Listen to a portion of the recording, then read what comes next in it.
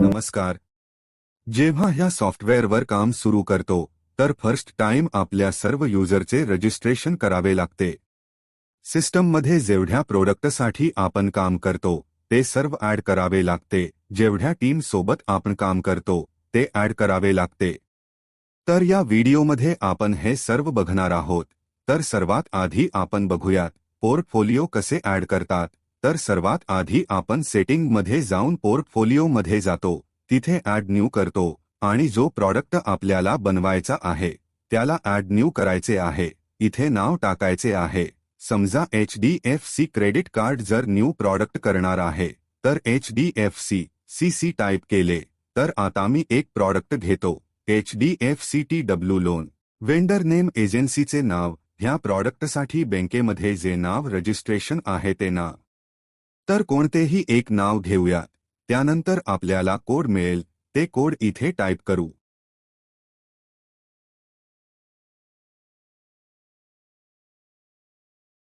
ह्या प्रॉडक्टसाठी आपण कोणत्या पॉज करतो, किती पॉज करतो ते आम्ही इथे सर्व सिलेक्ट करतो. तर आता मी पॉसमध्ये सिलेक्ट करतो. 10,000 पासून 15 लाख रुपयापर्यंतच्या पॉससाठी केस करतो आणि 15 लाखापासून अधिक केसचे पॉज करतो. तर हे 15 लाख झाले. त्यानंतर जर आपल्याला वाटते की दर महिन्याला ऑटोमॅटिक अलोकेशन झाले पाहिजे, जेव्हा ही बँकेकडून फाईल येईल तर ती फाईल अपलोड करू. त्यानंतर ती ऑटोमॅटिक अलोकेट होईल. तर त्यासाठी आपल्याला एरिया कोड विजिबल करावे लागतात. तर जेवढ्या पण एरियात आपण काम करतो ते सर्व एरिया कोड आपल्याला सिस्टममध्ये एंटर करावे लागतात. ते कसे केले जाते ते मी पुढे सांगेन. तर आता जेवढे एरिया कोड इथून एंटर करू जिप आणि एरिया जिपमध्ये जाऊन ते सर्व एरिया कोड आपल्याला इथे दिसतील. तर जितक्या एरिया कोडमध्ये आपण काम करतो ह्या पर्टिक्युलर प्रॉडक्टसाठी ते एरिया कोड सिलेक्ट करून दुसऱ्या साईडला घेऊ. तर समजा जेवढ्या एरिया कोडमध्ये आपण काम करतो ते दुसऱ्या साईडला घेतले. तर आता 10 पिन कोड घेतले. त्यानंतर मी त्यांना दुसऱ्या साईडला घेतले. तर ते पिन कोड इथे आले ज्या एरियामध्ये आपण काम करतोय. त्यानंतर त्या प्रॉडक्टसाठी आपण कोणकोणत्या बकेटमध्ये काम करतो ते बकेट इथे घेतले. तर समजा ह्या प्रॉडक्टसाठी आम्ही बकेट X म्हणजे 0 बकेट करतो, बकेट 30 करतो, बकेट 60 करतो. तर बकेट 0 मध्ये आपले बँकर कोण आहे त्यांचे नाव, ईमेल ID आणि मोबाईल नंबर. बकेट 30 मध्ये आपले बँकर कोण आहेत त्यांचे नाव. जर सेम आहे तर सेम, जर डिफरंट असेल तर हे तुम्ही इथून एंटर करू शकता. बँकरचे नाव, ईमेल ID आणि मोबाईल नंबर. हे एजन्सी टार्गेट मैट्रिक्स आहे. इट मीन्स पोर्टफोलिओ सिलेक्ट करते वेळी टार्गेट सिलेक्ट नाही करत. जेव्हा ही आपल्याला बँकेकडून अलोकेशन येते तेव्हा बँक टार्गेट देते की या महिन्यात या बकेटमध्ये इतके करायचे आहे. तर ते टार्गेट इथून सेट करायचे आहे. आपल्या एजन्सीमध्ये आपल्या लोकांना टार्गेट दिले जातात. तर टार्गेट येथून सेट करायचे आहे. ते टार्गेट पर्सेंटेजमध्ये असतात. जर समजा बँकेकडून 90% किंवा 93% टार्गेट आले तर इथे टाईप करू. पण ही नंतरची प्रोसेस आहे जेव्हा तुम्हाला अलोकेशन येते, कारण की टार्गेट दर महिन्याला चेंज होतात. त्यानंतर सबमिट करायचे आहे. हे जेवढे काम आपण केले ते आपल्याला दर महिन्याला नाही करायचे. रेग्युलर बेसवर हे काम फक्त एक वेळा करायचे आहे. जेव्हा आपल्याकडे नवीन प्रोडक्ट ॲड होतो तेव्हा ते ॲड न्यू करायचे आहे. जर आपल्याला ह्यामध्ये काही चेंज करायचे आहे तर इथून आपण एडिट करू शकतो. एडिट केल्यावर जे काही चेंज किंवा डिलीट करायचे असेल तर डिलीट करू शकतो. आता एरिया कसे ॲड करतो ते बघूयात. तर एरिया दोन प्रकारचे असतात, एक जीप आणि दुसरा एरिया. जीप मीन्स एक मोठा एरिया आणि त्यामध्ये जे छोटे छोटे एरिया असतात ते. तर जीपमध्ये आपण मोठा एरिया ॲड करू. तर कोणताही एक मोठा एरिया घेतला मी, समजा 4 5 6 7 8 9 आणि इथे मी टाईप केले X Y Z A B C. हे मी सबमिट केले. आता आम्ही एरिया जीपमध्ये जातो. तर एरिया जीपमध्ये तो दिसेल जो ऑलरेडी आपण ॲड केला होता. फर्स्ट पेजवर असेल किंवा लास्ट पेजवर असेल. नाही तर आपण इथून डायरेक्ट न्यू करू शकतो. तर इथून आपल्याला तो मिळेल XYZ ABC जे आपण तिथे एंटर केले होते. तर बघा लास्टला तो आला. त्या एरियामध्ये कोणते छोटे छोटे एरिया करतो ते एक एक करून एंटर करावे लागतील. हे पण एका वेळेचे काम आहे. आपण सर्व एरिया ऍड केले जे आपल्याला ऑटोमॅटिक अलोकेशनसाठी पाहिजे. ह्याला बायपास करून मैन्युअल सुद्धा करू शकतो. जर ऑटोमॅटिक अलोकेशन होत असेल तर त्यासाठी 1 ते 2 मिनिट लागतात. आपल्याला कोणत्याही पर्टिक्युलर प्रोडक्टसाठी 2000 केसचे अलोकेशन आले. जर आपण ऑटोमॅटिक पॅरामीटर सेट केले आहे तर आपल्याला जेवढ्या वेळेला अलोकेशन येते 1 ते 2 मिनिटात अलोकेशन ऑटोमॅटिकली होईल. परंतु जर आपण पॅरामीटर सेट केले नसेल, त्या एरिया कोडच्या आधारे आपण काम करत नाही, तर अलोकेशन करण्यात 4 ते 5 मिनिट प्रत्येक वेळेस लागतील. तर हे मी एंटर केले तर एक सब एरिया क्रिएट झाला. टीम. तर आपण कोणत्या टीमसोबत काम करतो. जर आपण कोणत्या मोठ्या एरियामध्ये काम करतो तर तिथे 4 टीम बनवल्या आहेत. 4 टीम लीडर बनवले आहेत. त्यानुसार आपण इथे नवीन टीम तयार करून ऍड करू शकतो. ऍड न्यू करून कोणतीही एक टीम बनवू शकतो. तर एक टीम बनवली, टीम बनवून ऍड करू. त्यानंतर येतो सेगमेंट. कोणत्या सेगमेंटसाठी आपण काम करतो. ह्यामध्ये X 30, 60, राईट ऑफ 90, 120, 150, 180. तर बकेट 6 च्या वरती आपण डायरेक्ट राईट ऑफ घेतले आहे. जर बकेट 7, 8 सुद्धा पाहिजे तर ते सुद्धा तुम्ही एंटर करू शकता. तर ही प्रोसेस कंप्लीट झाली. त्यानंतर युजरचे रजिस्ट्रेशन कसे केले जाते ते बघू. तर कोणताही युजर घेऊयात. सर्वांचे रजिस्ट्रेशन सेम आहे.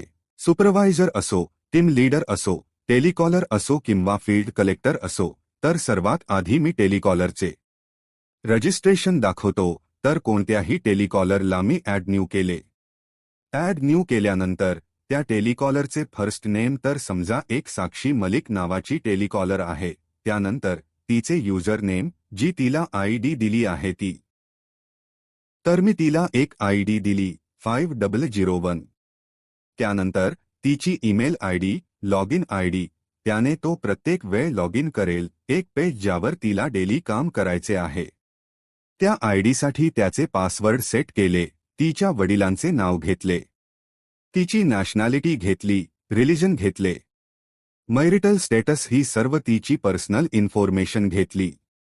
तिचे जेंडर,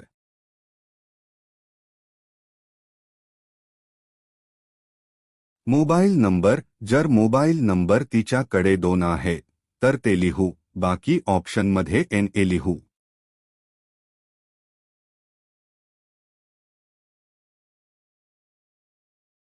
तिची जन्मतारीख,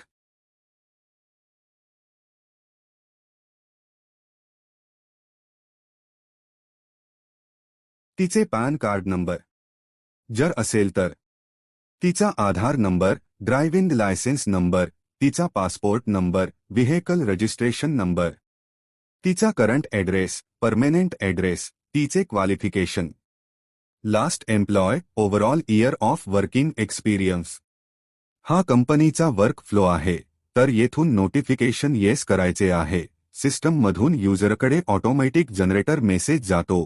त्यांच्या मोबाईलमध्ये आपल्याला तो मोबाईल नंबर टाकायचा आहे जे टेलिकॉलरला आपल्या सिस्टममध्ये आपल्या कंपनीकडून मेसेज जातो. तर त्याला रिसीव्ह होईल. तर एक नंबर घेतला. त्यानंतर त्याची ऑफिस एक्सटेन्शन आयडी ज्यावरून कॉल करते ती घेतली.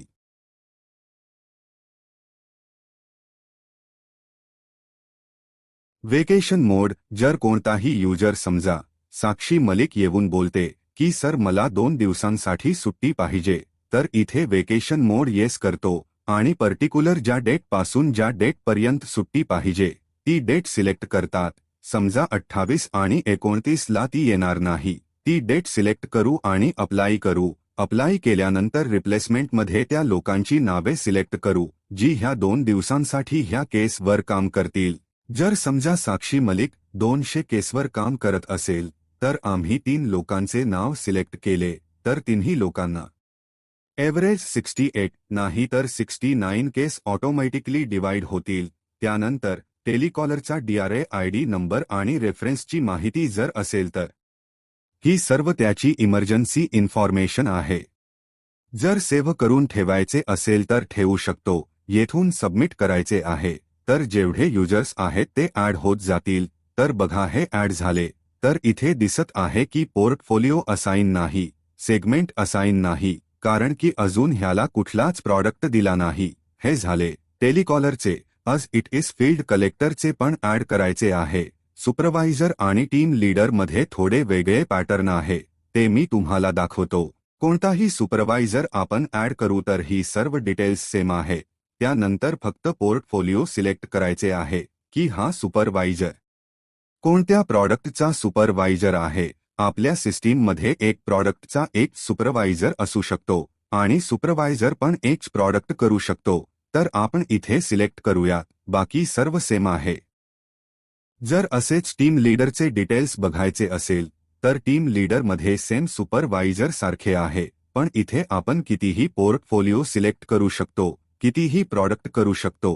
टीम लीडरला समजा TW फ्लो दिले, HDFCD दिले, तर जेवढे सिलेक्ट करू, जर टीम लीडर आपल्या ID वरून लॉग इन करतील तर त्यांना तितक्याच प्रॉडक्टचा डेटा त्यांच्या ID वर दिसेल. दुसऱ्या युजर्सचा डेटा ते बघू शकणार नाही. तर असे करून युजर्स आपण रजिस्टर केले. त्यानंतर जे आम्ही अलोकेशन पॅरामीटर सेट करतो ते फील्ड कलेक्टर कडून करतो. तर ते बघू. तर फील्ड कलेक्टरमध्ये जातो. त्यानंतर ते फील्ड कलेक्टरमध्ये जाऊन कोणताही एक एक्झिक्युटिव्ह, समजा आपण काही रजिस्ट्रेशन केले होते तर हमीद अन्सारी आहे, त्यांना इथून अलोकेशनवर क्लिक करायचे आहे. अलोकेशनवर क्लिक केल्यानंतर त्यांना कोणतेही प्रोडक्ट दिले नाही. तर समजा मी डिलीट केले, त्यानंतर त्यांच्याकडे एक सुद्धा प्रोडक्ट नाहीये. Allocation parameter for Hamid Ansari. जे प्रोडक्ट द्यायचे आहे हमीद अन्सारीला, तर इथून जेवढे प्रोडक्ट द्यायचे आहे ते आम्ही एक एक करून ॲड न्यू केले. तर जे प्रोडक्ट द्यायचे आहे हमीद अन्सारीला ते प्रोडक्ट सिलेक्ट केले. तर आपण जो नवीन प्रोडक्ट बनवला होता तो मी ॲड केला. आपण सुपरवायझर ॲड केला नाही. तर त्या प्रोडक्टसाठी सुपरवायझर तयार करावा लागेल. तर कोणत्याही एका एक्सिस्टिंग सुपरवायझरला चेंज करतो.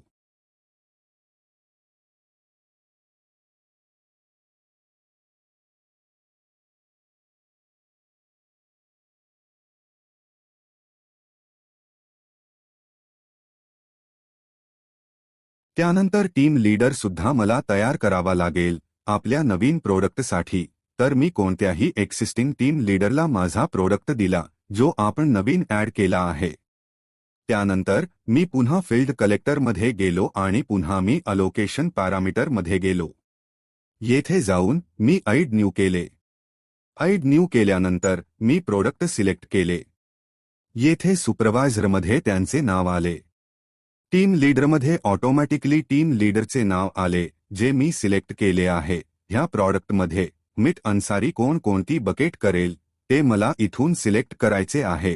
समजा जर हे एक्स बकेट करतो तर त्याची टेलिकॉलर कोण असेल. आता मी इथून एक टेलिकॉलर सिलेक्ट केली.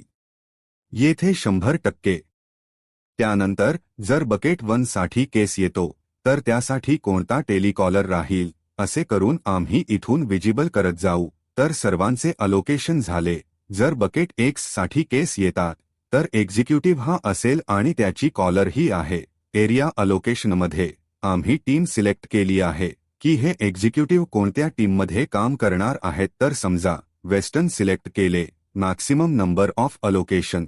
हे ऑटोमॅटिक अलोकेशनमध्ये काय होते हे माहीत नसते की कोणत्या एक्झिक्युटिव्हला किती केस जात आहेत. ते अलोकेट झाल्यानंतर समजतात.